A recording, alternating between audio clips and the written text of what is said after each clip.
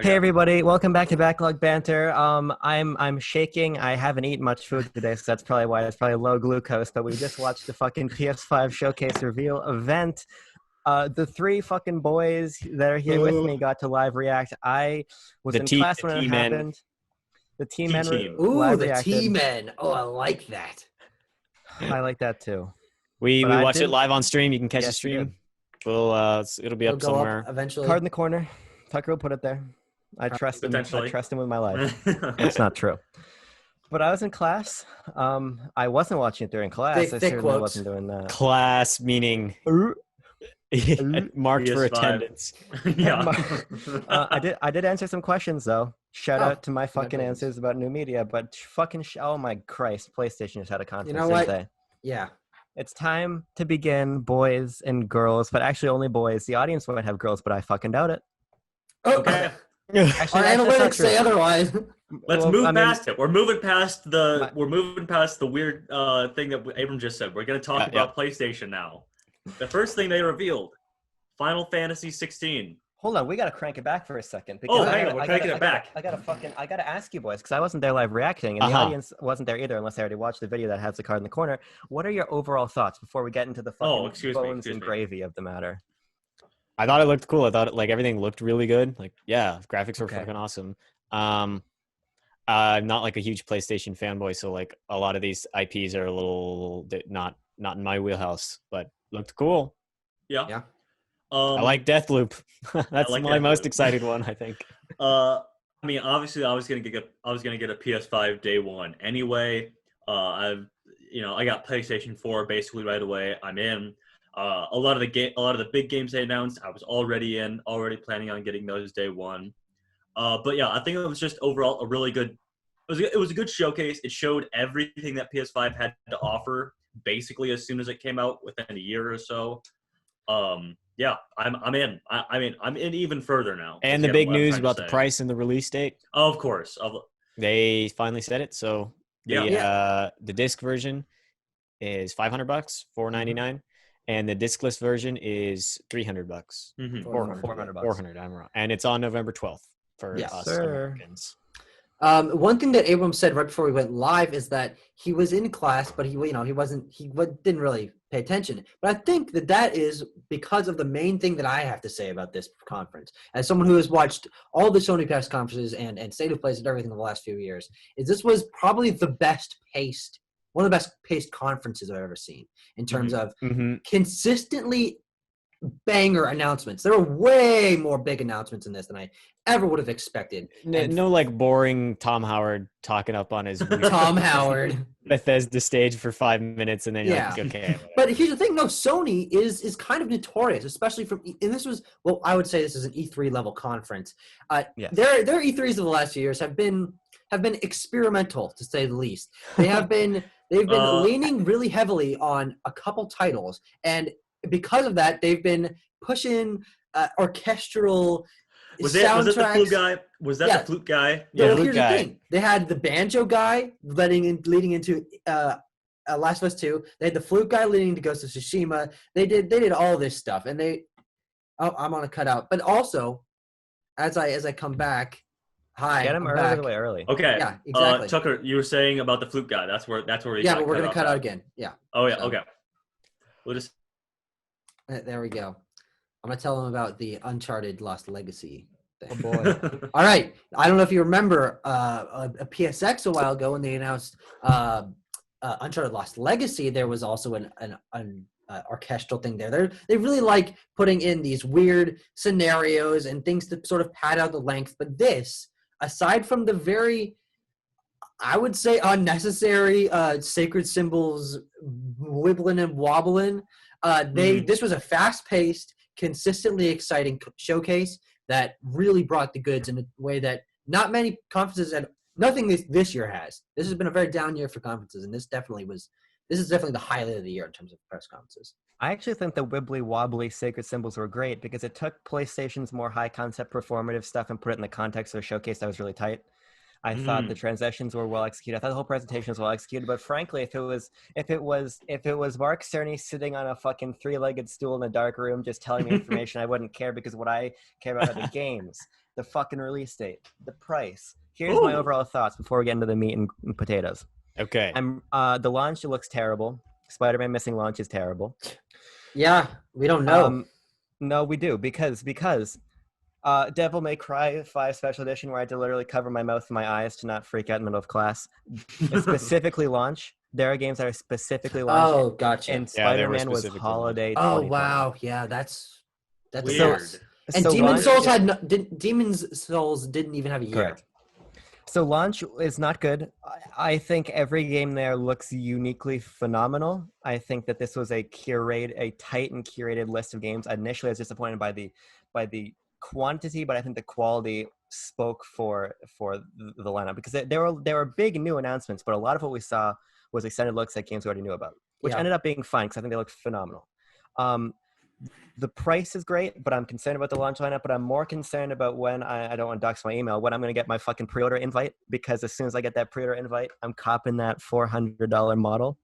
Oh. I'm confused what the PlayStation Plus fucking library extravaganza that thing is. was a little weird. I'm not clear on what that entails or what it really means. It seemed to me, from like someone who doesn't know anything, that it was like you. So you the pay perfect for person to PS analyze Plus, this. Yeah, then you get the games that you can download. So what I've heard is that at first I thought it was It's been PS 5 Now minutes. How have you heard something? because He's got insider fucking information. Wario 64 and Nibel and all these gentlemen are tweeting. They get press releases right away. Essentially what it seems like is, I thought it was PS Now, but it's not PS Now. Yeah, It's that's what I was thinking as well. It's a curated bundle of the best PS4 games that are going to be downloadable natively on PS5 as long as you have a sub to PS Plus. You need to play online, right? You need a PS Plus subscription to play online. There's rumors So a lot of where people are they going to have that but- anyway. Yeah. For like COD and stuff. You would think that actually currently PS5 numbers are about 40% of the install base. Or sorry, PS Plus numbers about 40% of the PS4 install base. So I think this is probably a play to jack those numbers up a little bit more. I think it's smart. I mean, I've played a lot of those games, but the ones I haven't played, great. But now, Tanner, you want to fucking walk us into that first announcement? Yeah. First announcement was Final Fantasy 16. I think I'm bad with Roman numerals. I'm pretty sure it's 16. Yes, sir. Because the last one was 15, so logically they would add another number and go up by one. Okay. Do any of us know anything about Final Fantasy? Because I definitely do not. I know zero anythings. That man Nord is a little bit, but not enough. Here's what I'll say. I'm a modern Final Fantasy fan. It's a very important franchise, believe it or not. But what I have played is Final Fantasy 15 and Final Fantasy 7 Remake. Final Fantasy 7 Remake, fucking baller game. And this to me looks very intriguing because it seems to be more of an action RPG, especially in terms of the combat. It did not look turn-based. It looks like it's continuing the trajectory that the franchise has followed with its mainline entries of being more action RPG heavy. It doesn't look like it's using the hybrid system from Final Fantasy VII Remake, which is a little disappointing because I think that's fucking boss. But because the game is coming probably fairly imminently in the scope of Final Fantasy's dev cycles, it's probably likely this game has been in production before 7 Remake or tangential parallel to it. Yeah. 7 Remake has been in development for good God. Final Fantasy Remake, yeah, but it's changed developers. It's been scrapped. It's been restarted. Final Fantasy 16 has been talked about for a very long time. Sure. But my point was mainly that game couldn't have come out to then inform the decisions in Final Fantasy 16. They're probably working in parallel or a little bit one after another. I thought it certainly looked like a fantasy video game. Yeah. There was a lot there to little apart. Kids. Yeah.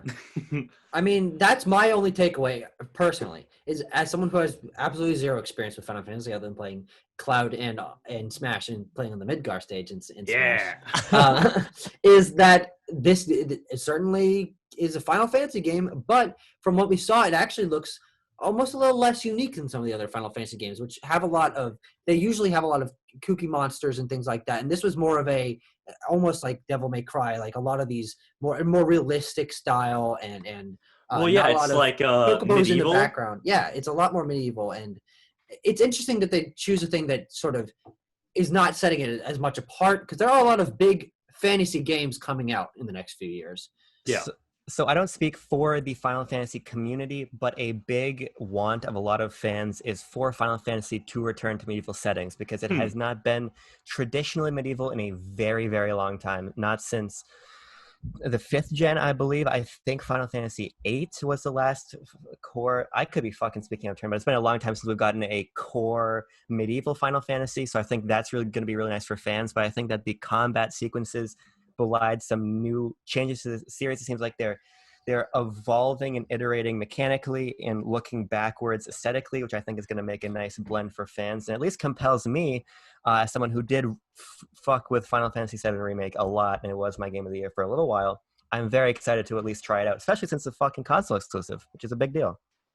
Yeah, they had that interesting stuff about its they were showcasing it on emulating on PC. Yeah. And then probably we guess just because it was early in development, and then it'll be on PC later, I think was what it said.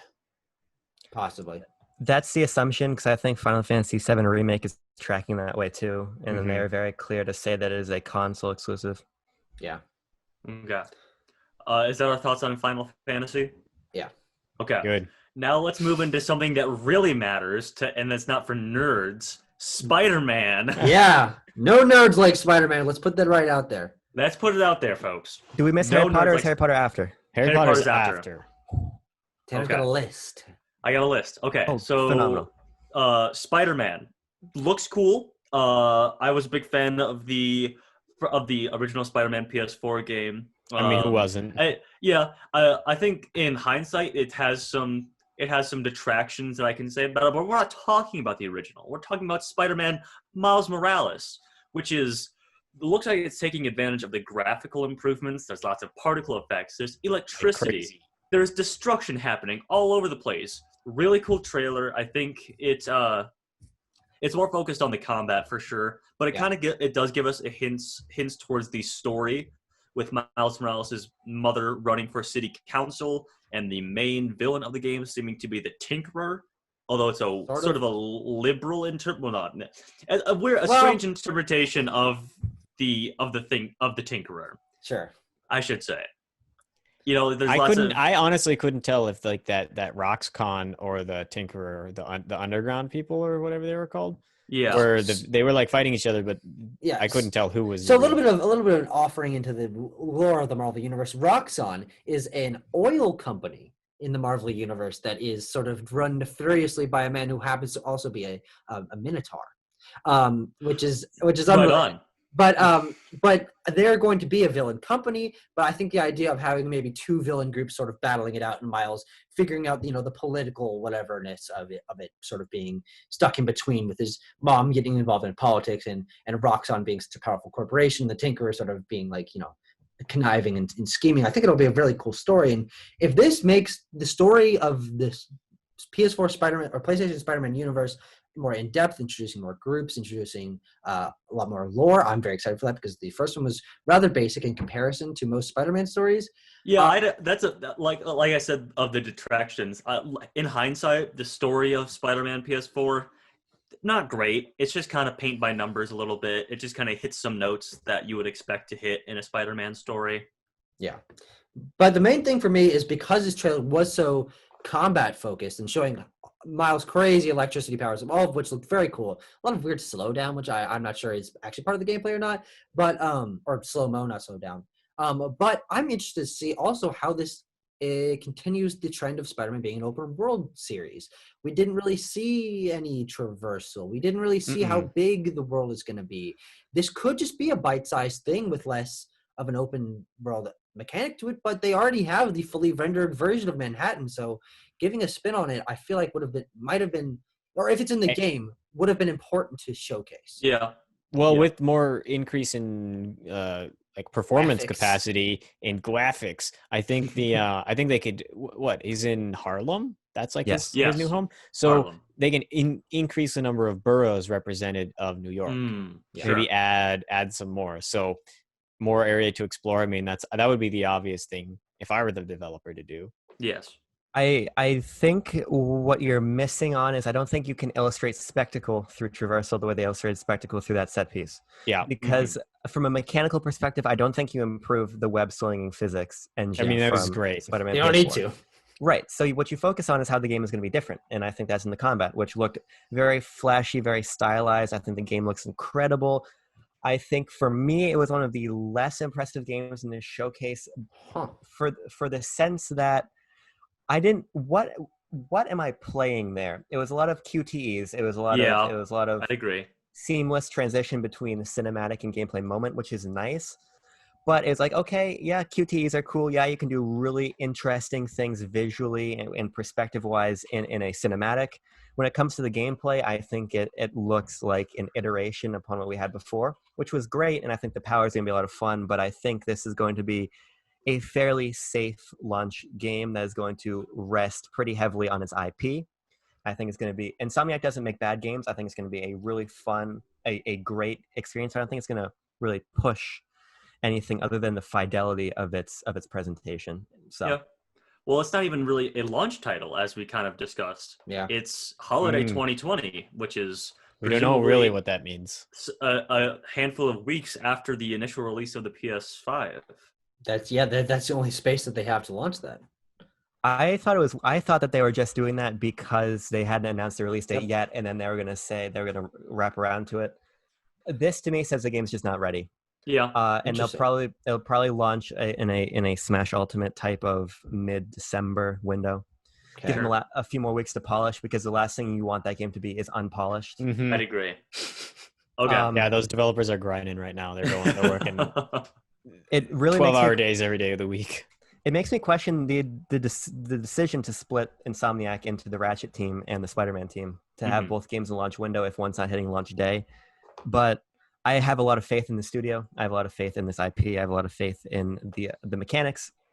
So I'm very compelled by it. But I just in the pantheon of stuff that stood out, this wasn't it for me. Okay. All right. Moving on. Are we moving on? Okay. Yeah, let's go. Harry Potter Hogwarts Legacy. Terrible title. Yeah, great. strange. But the game itself, I'm interested. I'm interested to see more before I'm all in.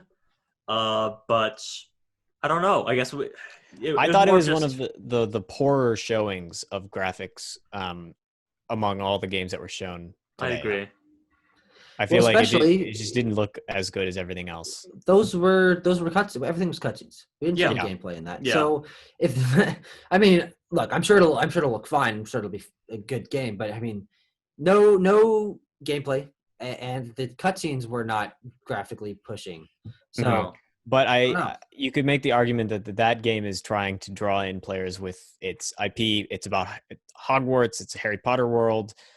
It's set like before everything in Harry Potter, right?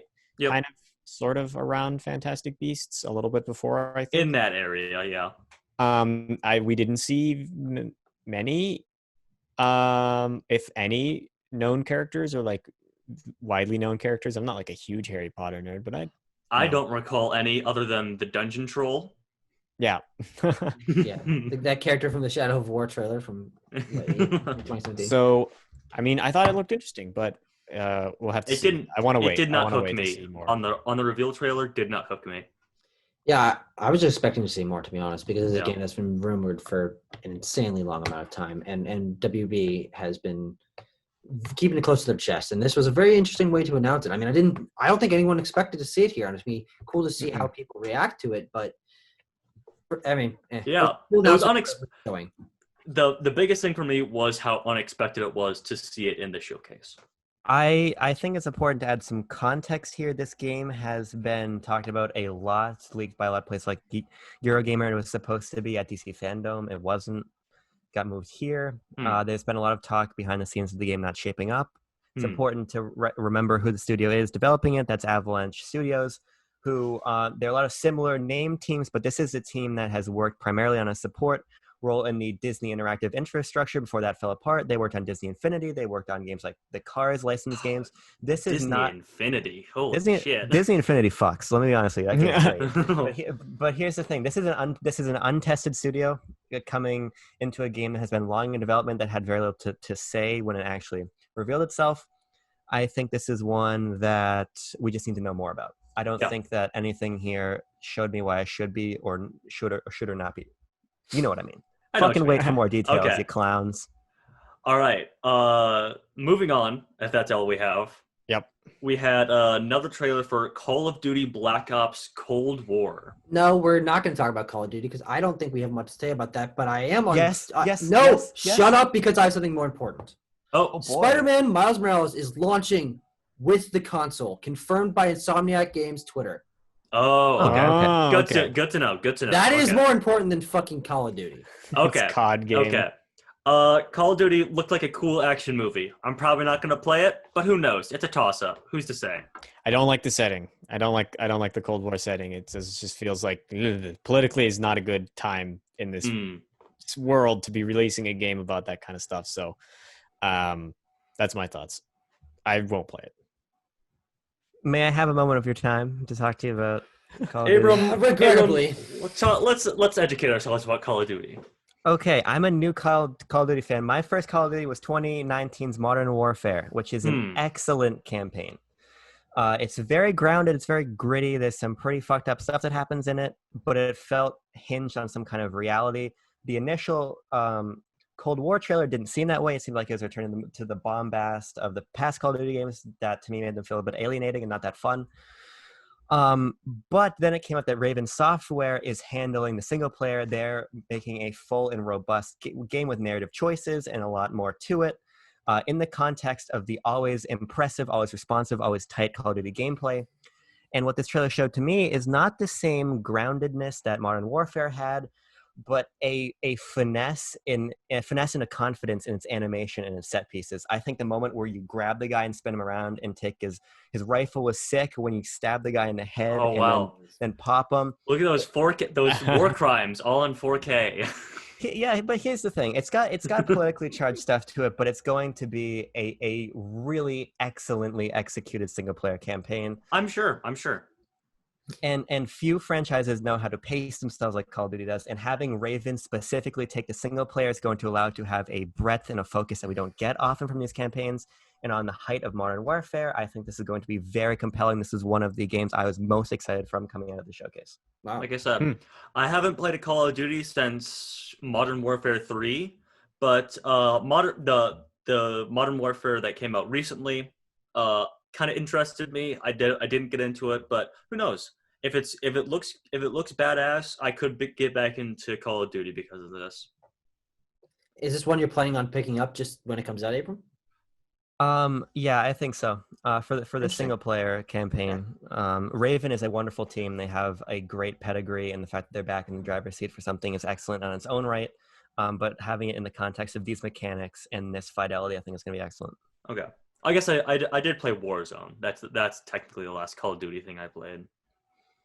Okay, moving on once again. We're going to Resident Evil Village, which is 8.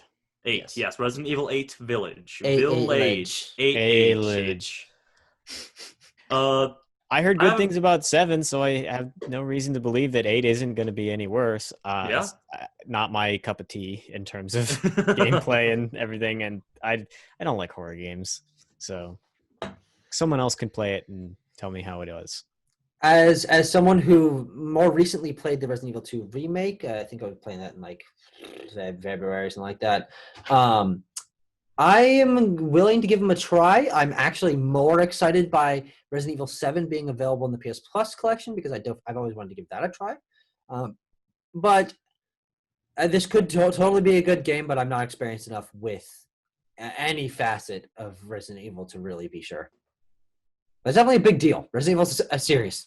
Yeah. It's definitely a big deal, just not something I'm terribly educated about. Capcom is doing a really excellent job with this series and giving it a modern resurgence, starting with 7, moving into 2 remake, into 3 remake, and now into 8. And I've gotten reason to suspect that 8 will be any less atmospheric and well-paced and intense than the past games were. It's not my bag. There's another Capcom game here that fucking got my juices moving in various directions. But this is just not for me. Nothing about the quality of the game. Now, speaking of things that are for us, holy moly, we got Deathloop right up next. Now, Deathloop, me and Tucker, we've been singing the praises of this ever since it was revealed. I'm fairly certain. It's 2 years ago, right? Or a year ago? It's aesthetic, chef's kiss. The concept, chef's kiss. Super high Perfect. Concept.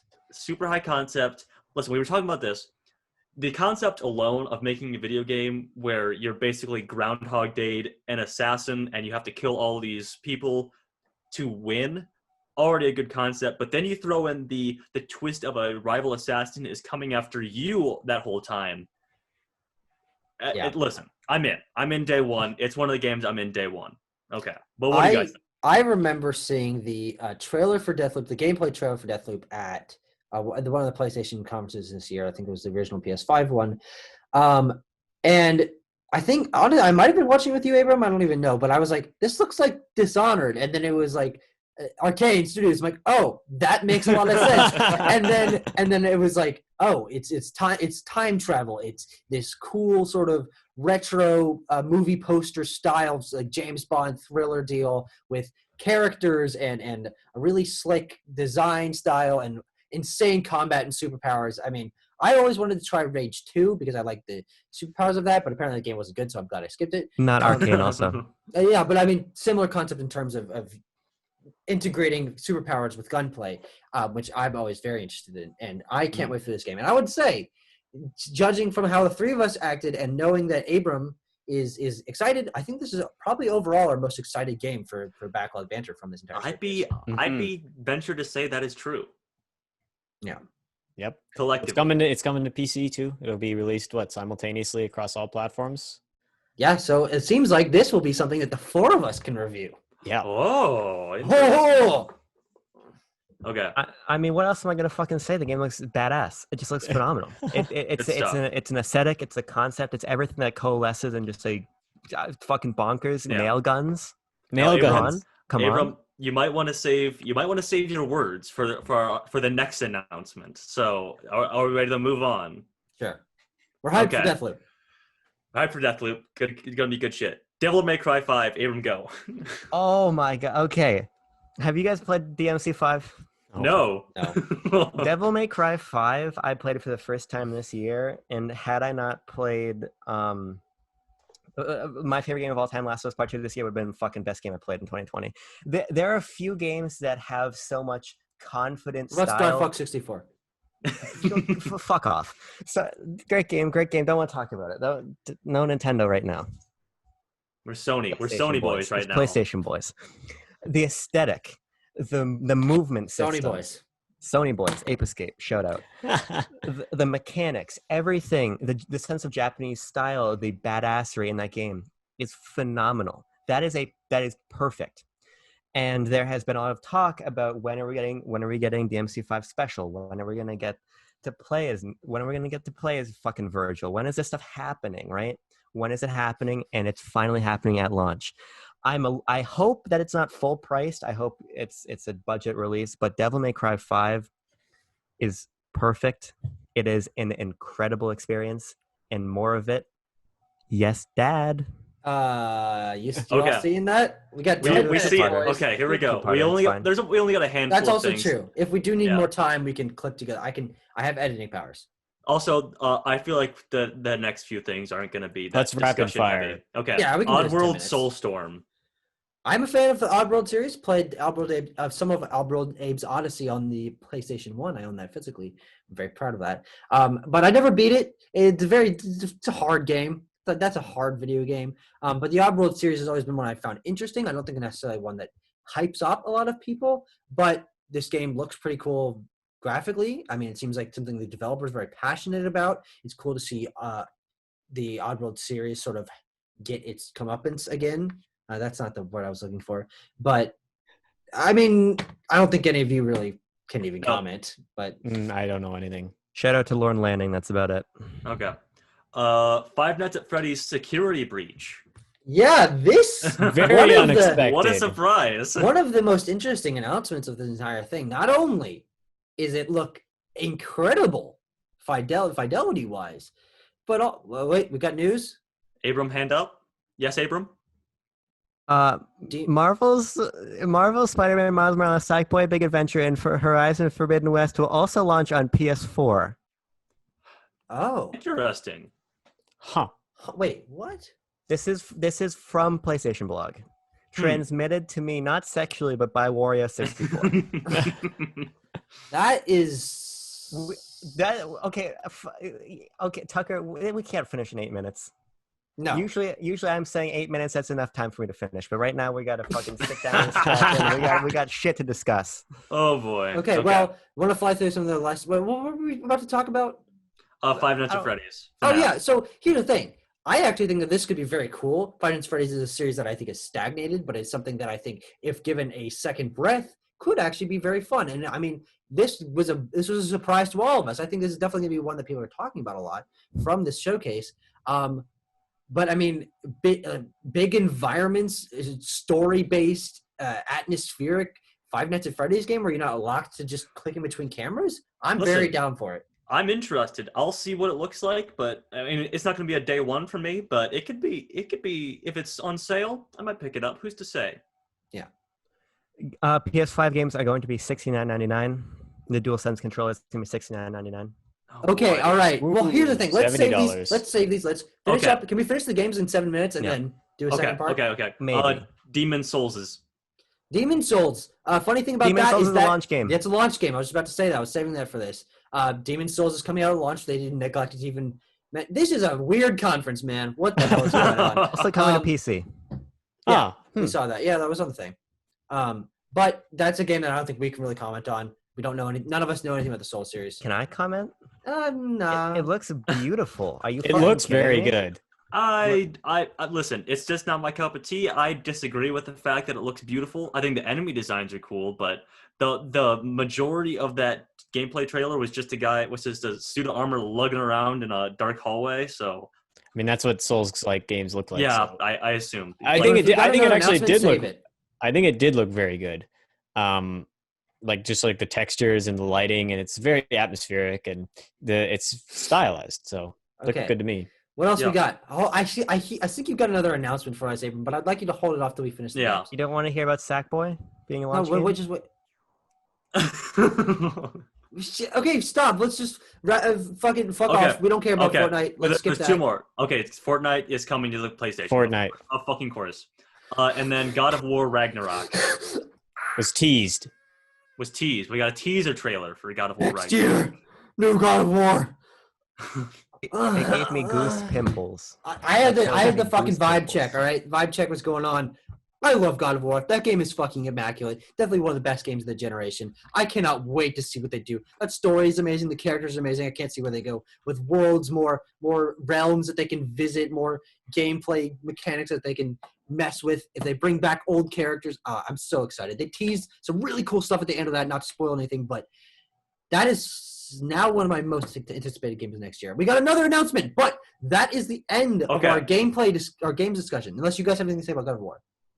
I'm definitely gonna play the first one. I have Obviously. it. I brought it. Yeah. All right. Well, let's stop the Zoom and we'll come back for part 2. Abram looks concerned. Yes, but I'm excited for his concern in part 2. Yes. Be right back. Okay.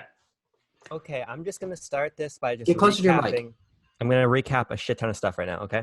Okay. I'm just gonna read off all of this stuff. This is all coming from Nibel. It's sourced from official PlayStation blogs. Oh God. These are the PS5 launch day titles from first party: Astro's Playroom, Demon's Souls, Destruction All-Stars, Marvel's Spider-Man Miles Morales, Standard and Ultimate Editions, Sackboy Big Adventure. Okay, games are Okay. going to be $69.99. Controller will be $69.99. Wow.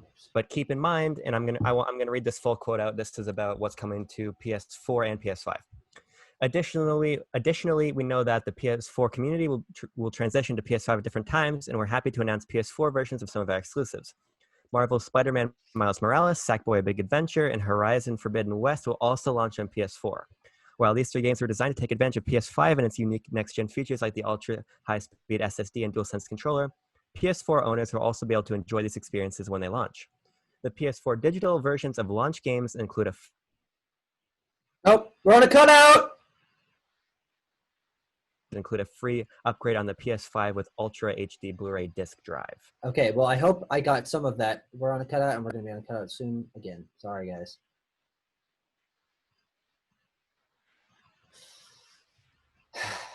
Okay, we're back. What's up, Okay. fuckers?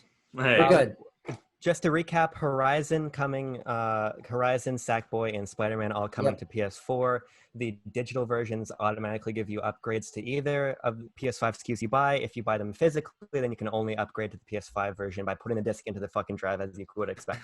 Yeah, makes sense. Okay, $69.99 for games for the controller, and then Sackboy, Destruction All Stars, Demon Souls, Spider-Man for launch. I think I'm missing one. Okay, well, I mean, I think that honestly, No. that changes. A lot of that changes a lot. I mean, it doesn't. I don't think any of that is necessarily negatives, but it's definitely things that I think are very important, and it's very strange that this conference sort of dodged around a lot of very important. Yes.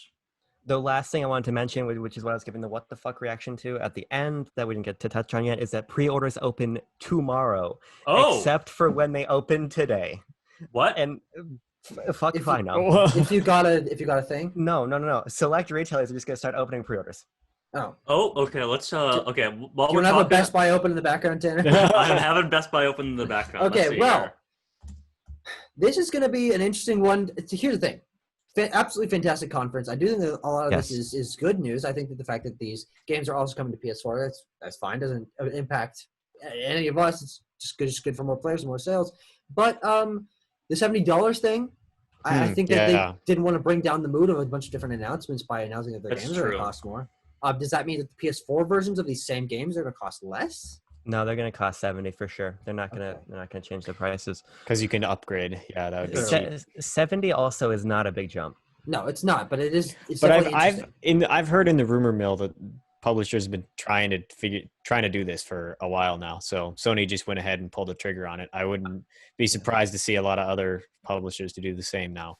Yeah, but I would expect a lot of those next year to happen. I think that Sony is biting the bullet earlier than everyone else. I think that games like Call of Duty, games like Assassin's Creed or Watch Dogs will probably be $60 if they're coming out this year. But if they have bigger versions, if they have next-gen versions, those will be $70 next year. To clarify that, Ubisoft has said at least for the foreseeable future, the games are going to stay at $60. If you want to get Cold War next gen, it is $70, but they sell it as a cross-gen bundle. There's no only PS5 SKU of that game. You buy the cross-gen version, which is $70. 2K is already releasing games at $70. Their sports games are $70. This is not new, but seeing Sony embrace it from a first-party perspective basically cements it. This is going to be the standard, which I think is totally fine. It sucks, but that's one less game every 6 games you buy. I mean, it's the cost you pay for the fidelity you get. Yeah. I don't think that's a big deal at all. I think 70 is... I think I'm perfectly fine with paying 70 personally. You think this is a push... Do you think that it'll push people to be more PS Now? Or, I'm sorry, what is it? PS Now? Is that the... PS Plus. Well, PS Now is the streaming service. Yeah, exactly. That's what I was talking about. Oh, okay. Yeah, I mean, it depends. Here's the thing. That's another thing that they probably should have talked about. This was obviously all about the games with the stinger of price and release date at the end. But I really think that they had fleshed this conference out with a lot of this information and made it feel more like an overall PlayStation conference and not necessarily just about the games. If they had an announcement that, hey, this is how much the controllers are going to cost, end the thing with the price and release date, but then go ahead and say, this is what the first 3 months in terms of our first party release is going to be like. I really think that would have been important to have in the conference. That Sackboy, which wasn't even mentioned, is a launch game. Mm-hmm. That Spider-Man, which was in the conference but only at holiday, and we were confused at the beginning of the thing. That Demon Souls, which didn't even have a year on it, is a launch day. Like, this is all very big information. That it's not a detriment to the. It's not a detriment to the presentation, which was good. It's a detriment to the overall perception that they dodged around a lot of this information. I don't think it changes the calculus for anybody other than people recording a discussion about it or caring about it as a context to a presentation. Yeah. Never mind. Maybe I'm wrong, but it does. It certainly does for me. Is all I'll say. It would have been boring as fuck if Herman Hulst had been like, "Hey guys, you know what? Now we're gonna sit down. We're just gonna talk about some numbers." Like none of these are hard numbers though. That is a 30-second explanation about how much the controllers cost. Yeah, but then that's a 2-hour narrative that the showcase. Oh, here's the games, but okay now. But prices are changed. That's what the narrative becomes. I think it was important to keep it about the games because the games is what's gonna get you in the door. Yeah. I just hope that I don't really buy a lot of games, so I think the price change is like don't like to see games get more expensive, but the developers got to put in a lot of work, and so hopefully it can reflect the actual the guys coding and making models and stuff get a little bit more pay on the end. I'm fine with that as long as it goes to the right places. Yeah, I mean, there's artists, they work incredibly hard on this kind of stuff. They should be rewarded for their work. Yeah. And if that means the games are $10 more, okay, I can settle for that. I'd agree. So what we need to really talk about is how we feel about purchasing a PS5 in the context that basically all of its exclusives of consequence, save for Demon's Souls, are coming cross-gen. That's the big question. Well, I mean, it doesn't. I wouldn't say it really impacts any of us. Especially, maybe it might impact you because you were on the fence about getting a console anyway. But Tanner's still getting it. This is just cementing that there's going to be games for him to play at launch. I'm riding his coattails. Timo's not getting one anyway. I'm not going to go. I really have never purchased a console. I think it changes the optics somewhat. I mean, if ostensibly the user experience and the UI if it's going to be an iteration upon what we had, and the games are why I'm buying it, it invites question as to is it even a necessary upgrade right now. When God of War 2 hits and when Rift Apart hits and when we get those games, then it's a different conversation. But the fact that Horizon is confirmed right now being cross-gen, that makes me wonder what other games are going to be, because that doesn't have a release date. That's not a launch window game. So what about God of War 2? What about these things?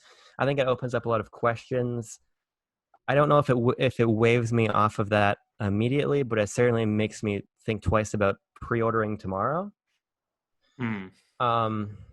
Yeah, I mean, and that's definitely something very interesting. I mean, we've recorded a bunch of videos as of late about this topic, and you have until today, and as far as I know, been on the please PlayStation, give me a code. I need to get this right now. Oh my God, this is inject it into my veins at the moment, like that deal. And I mean, it's pretty interesting to see you do a 180 flip like this.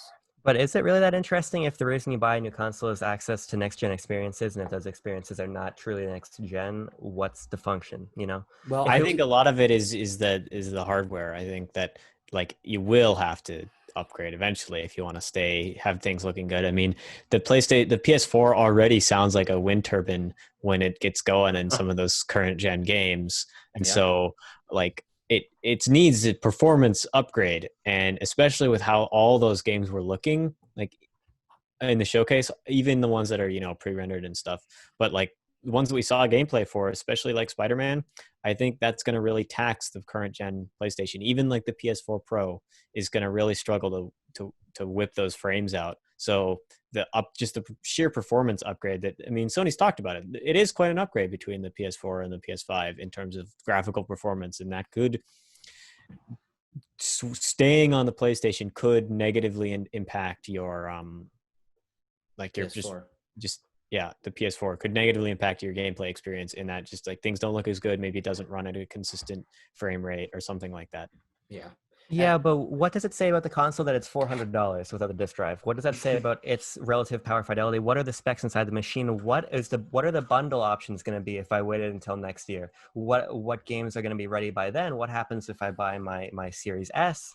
And so any third-party games that don't hit current gen, I just play on there. My point is that Sony lives and dies by their exclusives in a similar way to Nintendo. It's not to the same degree, but that is the appeal to getting a PlayStation over an Xbox. It always has been. It's not their services. It's not their power. The Xbox One X is more powerful than the PS4 Pro. The services are not nearly as competitive on PlayStation. It's the games. And if I can't play Destruction All Stars, okay, it didn't look that great anyway. If I miss out on Demon's Souls, that's one thing. If the lion's share of the next 6 months of PlayStation exclusives are coming to PS4, the performance is going to suck, but on my 1080p TV, am I really going to care that much if it dips to 30 frames from 60, if it drops to 24 for a moment of high intensity? I think that it's a much larger optical battle, and if the games aren't there, then it's a service to service deal, and Microsoft passes them on services every day of the month, every day of the month. Yeah, I mean, this is a pretty interesting. I've been with you on this whole next gen ride from is the frizz worth the dough? We were both sold on a Series X, just unabashedly. From the night when we stayed up super late trying to figure out if we could get Xboxes, and then we got shot in the foot by that. From you saying that you would do anything, you'd kill a baby to get a PS5. I don't think I said that. and on the record. And then to you saying that you might just get a Series S, but might still get a PlayStation 5. And then this morning you saying you might not get any, but you might still get the Series S. And now this. It's a very interesting sine wave, as the term I like to use. I'm on a roller coaster. As someone who's not ready to make the jump to the next gen, it's fun watching you. Well, we get different information every fucking week. Yeah. And in this, we got different information in the span of an hour that completely recontextualizes the device. Yeah. Mm-hmm. It just, because you think about Breath of the Wild, right? That came out on Wii U and that came out on Switch. But the hardware was so attractive, and there was so much coming promised post Breath of the Wild that was not coming to Wii U. It made sense. But now we're in a situation where we're upgrading from a piece of tech that is capable to a piece of tech that is formidable. But that formidable piece of tech is offering a similar but enhanced experience. And you're going to have to develop these games to some degree to the lower common denominator, which is going to be the PS4 SKU. So it just makes me wonder a lot now, why is Sony hiding this information? Why is this coming out retroactively? Probably because their commitment to generations isn't as strong as they said it was. And the launch window is them safeguarding themselves against a flop. And what does that say for me jumping in right away? 400 is very attractive. That's a very attractive number. 500 less so, but I play digitally. Most of my library will be transferred over as digitally. I'm not getting rid of my PS4. There's a lot of questions, and I think that this is no longer a delineation between last gen and current gen. The Switch was. Nintendo always has been. Gen before, PS3 to PS4, 360 to 1, there was a window, but that was a jump. That was a definitive jump. This is not a definitive jump. This is a hop. I did the triple jump in high school. This is the first hop, second hop. We're not taking the full triple jump yet, right? And is it time to hit that? And it's important for me to stay dynamic in my thinking. It's important for all of us and the audience to stay dynamic in our thinking, because this is not a traditional approach to next gen. And now this is no longer Sony taking the traditional approach and Microsoft being atypical. This is Sony backing off of their position and Microsoft staying strong, saying we don't give a shit about generations. Complicated. Yeah. It's complicated. This is an interesting generation. I would say it's one of the more interesting ones. I mean, this isn't the power jump. This isn't SNES to N64, but in terms of formatting, in terms of, as we've been saying, all three consoles sort of having their own deal. But even now, like, if PlayStation's backing off, it does definitely weaken their stance going into the next generation, considering that Nintendo and Microsoft have such unique perspectives on what the next generation means to them, that Sony backing off of them being following the traditions kind of doesn't make them as stand out as much. But I don't know. It's going to be interesting to see. Sony has to recontextualize the appeal of the PlayStation 5, and probably what that will be is the exact same appeal, but they'll say it in 6 months and it'll mean something. When we see God of War 2 and we see the games that truly are only coming to PS5, then they can say the exact same things, but it'll have a weight behind it. Because now there's no Play Like It or Play Without Limits. I forget which one's current. Really? I think really? Play has no limits. Play has no limits. I like to go on Twitter, and if it means I'm on Twitter 30 seconds during a loading screen of Miles Morales opposed to your fucking SSD, then I'm okay. Thank you. So Sony literally just built up an appeal that compelled me, and then they're like, actually, what if you just didn't have to upgrade right away? And this information changes everything. It changes everything for a lot of people. I think you're underplaying this. I mean, listen, I think, the thing you said just there of that you don't have to upgrade right away, I'm still in. I want to upgrade right away. That's where I'm at. I want to upgrade right away. Especially someone who has a launch day PS4 or launch Exactly. PS4. Yes, exactly. Yeah. But I mean, that is certainly a relatively special circumstance. A lot of the hardcore gamers are still going to hop to it, but I think that a lot of people who are sitting on their recent PS4 or PS4 Pro. I'm not telling gamers what to do. Okay, gamers have their own free will, as we all know. I'm not telling gamers what to do. You hear us go small? I'm explaining my position. Okay. I'm explaining my position where it is I want to upgrade right away. That's just where I'm sitting at as somebody. The games got me hyped. Listen, and I'm okay with getting. The only question I have is whether I should get a digital only or disc drive. That's the only question in my mind right now. Yeah. And you've got not very long to think about that. Probably like 12 hours. Yeah. But I mean, we'll talk about that as more details come out as we get closer to launch. We're definitely going to hear a lot more things, and the narrative is going to start to settle a little more, because I think we're pretty close to knowing what next gen is going to look like at launch. And this is definitely an interesting one. We've spent a while talking before our stream about launch, launch lineups for consoles, and that PlayStation historically has not had the bangers at launch, and I think at this time they do, but they're also cross-gen. So yeah, it's an interesting move. I really don't know, and all I know is my own deal, and my own deal is that I'm getting a PS5 right away. I'm pre-ordering probably as soon as I can. Are the odds? Are there sizable odds that I pre-order tomorrow too? Could be. Crippling FOMO, quote from Abram Buhner. Crippling FOMO. But no, I think, Tanner, that makes a lot of sense. I think that it's going to come down to personal preference. You know, some people like to upgrade their phone every year. Some people fucking care on their Galaxy S9 and further shatter it until it literally is inoperable. So we'll see. I think that the constant over the last 2 hours is the games look fucking incredible. Yeah. Mm-hmm. Whether you play them on 4 or 5. And isn't that what it's all about? It's about the games, ladies and gents. Gamers, rise up. I agree. Well, Nintendo Switch has games. PlayStation 5 has cross-gen games. Well, yes, but I also you don't do word processing on your PlayStation, so you don't need those tidbits of performance. You need games. They're all. What about all those Paugy word search games that come out on PSN every week? What about them? What about them? That's the final question. Yeah. We got anything else to say? I'm sweating. This has been an hour. Sony, please sponsor us. That's what I have to say. Yeah. Well, so send us review copies. Send us review copies. That would be great. It's very unlikely, but holy shit. I can pull some strings. Mm-hmm. If we can get Backlog Banter to be considered. My uncle works for Sony, so Uncle Sony. I can get us copies of Spider-Man. Are you serious? Ballin'. Yeah, I can get Spider-Man for sure. For you or for us? No, for all of us. I'll get us copies before the game comes out. Yeah, just tell Spider-Man. Yeah, which Spider-Man I haven't decided yet, but I'll get you Spider-Man. Spider-Man 2. Getting us a movie, Spider-Man 1. I can get us Spider-Man 3 on DVD. I can get you a black and white printout of Andrew Garfield in the Spider-Man suit today. Oh. Wow. Fax it to me. Okay, well, thank you very, very much for joining me, guys. This was probably one of the most exciting recording sessions we've had. I mean, I had fun. I had fun.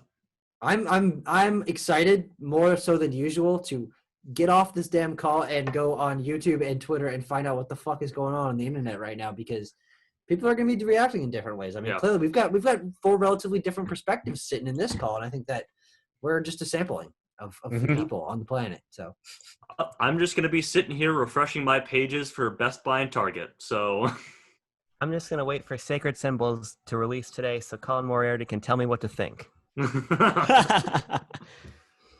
Okay, well, thank you very much for watching, guys. Thank you. Peace. Peace. Bye. Did you see that? Yeah. PlayStation shirt. It's got some Japanese on it, you fucking nerd. Backlog Banter, sponsored by PlayStation. They're counting on us to sell PS5s. Yeah, they won't be able to do it without us. Good old Shuhei Yoshida and Herman Hulst and all those guys. They're out there like, man, I really hope Backlog Banter makes a video, or else we're not going to sell any copies of the PS5.